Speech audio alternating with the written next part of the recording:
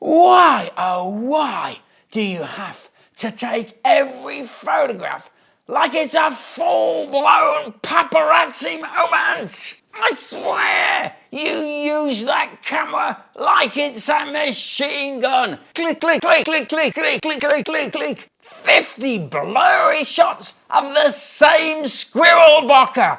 Really? Look, I get it. Photography's your thing. But you got more pictures of your breakfast bagel than some people have got of their own children. And there you are, huddled over your computer like some digital troll. You need to get out of the edit, Bocker. Get out. Find some people, sunlight, anything. Just get out of the editing room. The problem is you're drowning in pixels, Bocker, because you take too many photos. That's why you're buried under an avalanche of JPEGs. By the time you've chosen which picture you're going to edit, the rest of us have written a novel, replanted the garden, and given a TED Talk.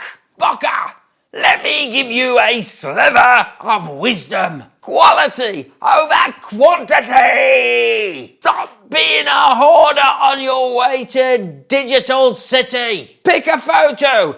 Any photo. I don't care which one. Just pick one. And when you've got one, make it shine. Polish it in the edit, Bocker. Make it into a diamond. Find one in the digital pile.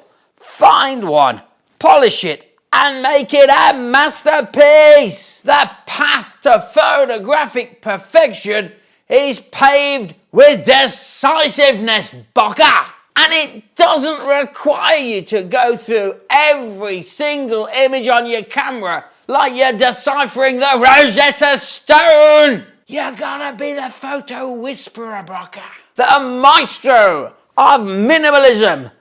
Less is more. For the love of Photoshop, be selective and make the photo you choose worthy of being your photo. I'm watching you, Bocker.